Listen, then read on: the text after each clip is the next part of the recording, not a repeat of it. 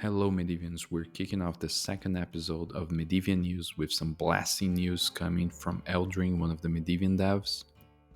It's being said that the new retro server that people were questioning about, where it was going to be hosted, what are the rates, when it's going to be launched. So basically, they said that they're not going to be launching this retro server or any other new server until the PvP changes and the market changes comes to the game.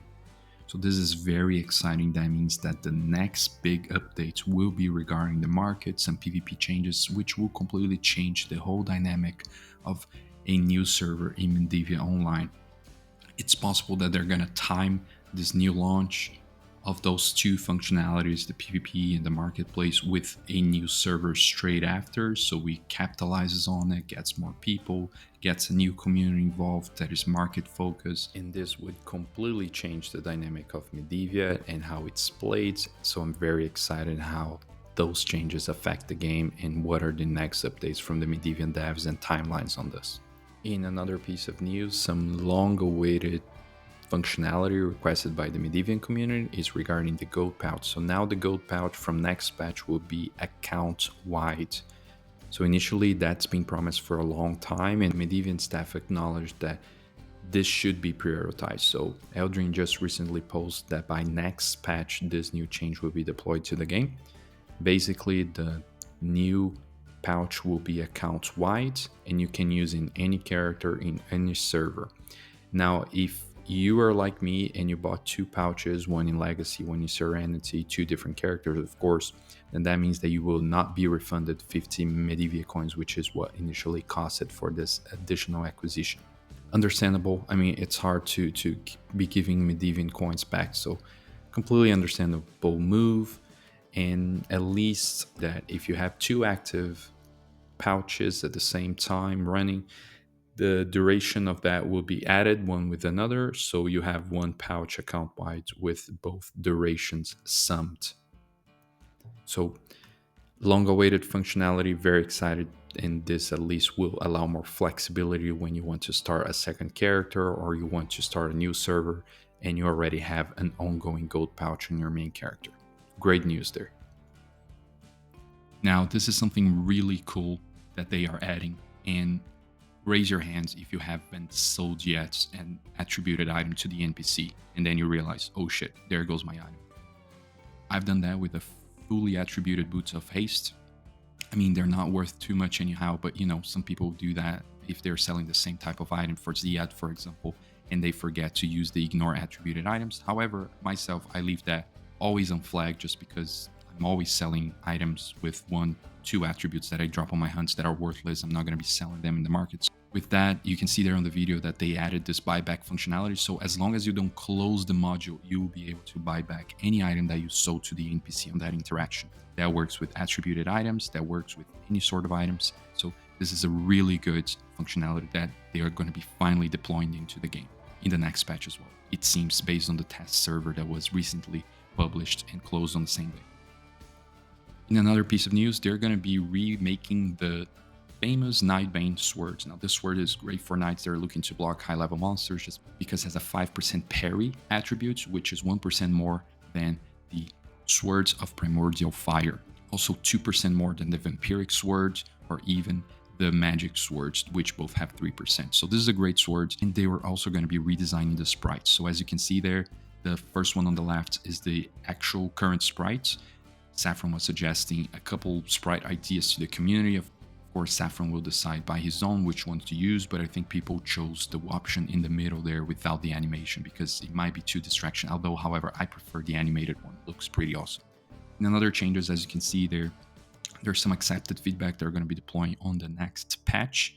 So property font for Mana Fluid, that's going to be changed because currently it's difficult to see. When you click, the font's not great. You're also going to be having the option of ignoring broken bottles and worn leather boots. So this is going to bring a great quality improvement for fishing.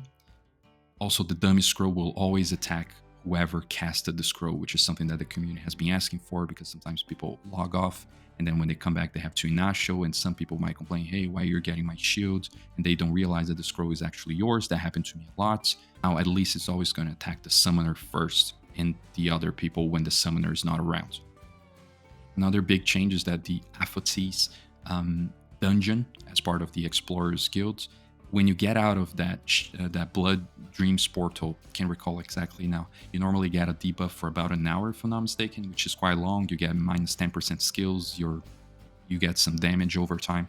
So people don't want that, because people are going there weekly to do the dungeon, and they're having to come down, and then they cannot go to hunts because their skill is lower. So the devs had said that they're going to be making changes to that mechanic of the debuff when you leave that Shadow Realm with Aphotes. The Angelic Helmet will also have strength, which is something that the Knights have been asking for since they used that helmet to block Church. And also some fishing nets and pouches like skinning and mining pouches, they will have 0 cap. At the moment, I think they have 12, 15 cap. It's very low, but still, since it's a quality of life item, people don't believe this should have any weight. In another huge piece of news, Eldring released a couple days back saying that they were thinking about enabling transfer from worlds like Legacy, Destiny, Eternal, and Liberty to the world non-PvP of Serenity. However, other people went very much against that idea, saying that it will destroy Serenity's economy as well as other servers' economies. So with that, the Medivian staff have listened to this feedback, and Irion's provided a statement just on the 24th of March saying that they are not going to be doing that. So they appreciate the feedback, and they will rethink how to go about this possible transfer. They won't be opening as they were planning very soon. They might think about how to do it, limiting item, limiting MCs, limiting level. So this is still not yet decided. It's not to say that they're not going to go with this. It's just to say that they listened to the feedback, they acknowledged, and they might come up with something based on all feedback provided in the next couple of months, but nothing coming shortly, which is great. That means that the staff is listening to the community, actively listening to the community, and taking their feedback into consideration when those decisions come to merge or open transfers or do any other change. Just to close out, we had another teaser that was posted recently in the Medivia official Discord. And as you can see there, some new monsters are coming. And they seem to be of insect type based on the blood on the floor. They seem to do chaos damage. Again, this content is aimed at level 600 to 700, so they're going to be very strong monsters. However, you can see there the new sprites, the new mechanics. Seems to be some tentacles around. The monster might be underground, might have a couple of mechanics to lure him to the surface and then attack him. So sort of like a dungeon system, it seems like, based on the screenshots provided, or maybe it's a hunting zone. There's not really much to go for this at the moment, but at least in my opinion, the sprites look great, and I'm very excited to see what this future content brings to Medivia. And that was it, everyone. Hopefully you guys enjoyed this video, this format. Please do let me know in the comments if you have any feedback about it, and I'll see you guys in the Medivia world. Cheers.